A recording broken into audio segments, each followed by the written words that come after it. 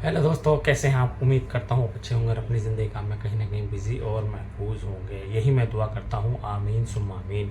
तो भाइयों देखिए, अभी फ़िलहाल जैसे कि आपने सुना भी होगा, हो सकता है कि आपकी नॉलेज में भी यह बात आई होगी कि कुछ लोगों को कुवैत एयरपोर्ट से वापस किया जा रहा है। अक्सर ये अपडेट, ये न्यूज़ चर्चाओं में आती रहती है, सुनने में आती रहती है कि फ़लाँ लोगों को, फ़लाँ आदमी को या फला नागरिक को कुवैत एयरपोर्ट से रिटर्न कर दिया गया। क्या फ़िलहाल में जो अभी कुछ लोगों को कुवैत एयरपोर्ट से रिटर्न किया गया है, उसमें कितनी सच्चाई है, उसका क्या कारण है, ध्यान से सुनिएगा भाई। प्लीज़ इस वीडियो को पूरा वॉच कीजिएगा। वीडियो थोड़ी भी अच्छी लगे तो वीडियो को लाइक और चैनल को सब्सक्राइब करना ना भूलिएगा। सबसे पहले बात हम कर लेते हैं, कुवैत एयरपोर्ट से क्यों रिटर्न किया जा रहा है। अभी ये बात मैंने भी सुनी थी, जैसे आपने सुनी हो। मेरा एक फ्रेंड था, अभी फ़िलहाल जा रहा था छुट्टी, सून वीज़ा में कंपनी में काम कर रहा था, छुट्टी जा रहा था और फिलहाल ही उसे कुवैत एयरपोर्ट से रिटर्न कर दिया गया। और रिटर्न होने की सिर्फ और सिर्फ, अगर शॉर्ट में अगर आप सुने, वो एक ही वजह है कि उसकी पासपोर्ट यानी कि उसकी सिविल आईडी में टाइम कम है।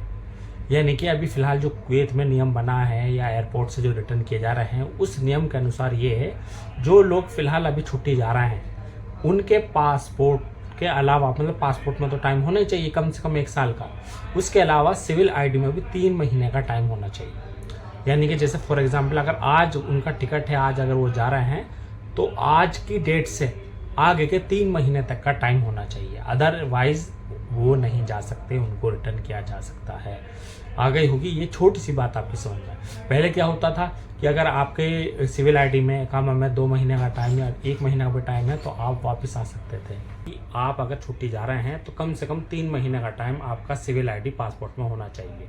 अब इसकी कंडीशन अलग अलग हो सकती है। देखिए भाई, अगर आप 1 महीना, 1.5 महीना, 2 महीने की छुट्टी पर जा रहे हैं तो जाहिर सी बात है, जब आप उधर से रिटर्न आएंगे तो आपकी सिविल आईडी में, अगर 2 महीने की छुट्टी पर जा रहे हैं तो 1 महीने का टाइमिंग होगा एंट्री के टाइम पे कुवैत में, और अगर आप 1.5 महीने की छुट्टी पर जा रहे हैं तो 1.5 महीने का टाइम होगा एंट्री के टाइम पे।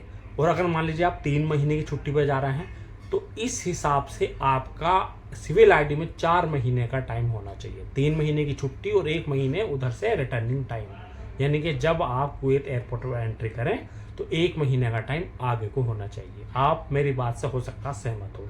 इट मीन्स ये समझ लो भाई, जब भी आप कुवैत में एंट्री करें, आगे को 1 महीने का टाइम कम से कम एटलीस्ट होना चाहिए। आप अपनी छुट्टी, कितने दिन की छुट्टी पे आप जा रहे हैं वो अब आपको पता होगा, उसी हिसाब से आपकी सिविल आईडी में टाइम होना चाहिए। अगर नहीं है तो भाई मेरी प्लीज़ आप सभी दोस्तों से, सभी भाइयों से रिक्वेस्ट है कि आप रिन्यू करा के जाएं, क्योंकि ज़्यादा से ज़्यादा अगर सिविल आईडी में टाइम होगा तो उसमें आपको कोई प्रॉब्लम है। कम टाइम होगा तो हो सकता है प्रॉब्लम हो। मान लीजिए सिविल आईडी में 1 महीने का टाइम है, 3 महीने का टाइम है, मान लीजिए 2 महीने की छुट्टी पर जा रहे हैं। अब जाने के बाद हो सकता है कोई इमरजेंसी आ जाए, कोई प्रॉब्लम आ जाए, वहाँ फंस जाए, और जो टाइम आप यहाँ से लेके गए थे 1 महीना एक्स्ट्रा का, वो टाइम आपका वहाँ गल जाए, तो फिर भाई आप इन्फॉर्म करके भी नहीं आ सकते। तो बहुत सारी प्रॉब्लम आ सकती हैं भाई आपके सामने। तो मेरी आपसे रिक्वेस्ट है कि जब भी आप जाए, ज़्यादा से ज़्यादा टाइम आपकी सिविल आईडी में हो, इट मीन्स रिन्यू करके ही जाएँ। बस आज की वीडियो में इतना ही अपडेट देना था। कोई क्वेश्चन हो, सवाल हो तो कमेंट करके ज़रूर बताइए।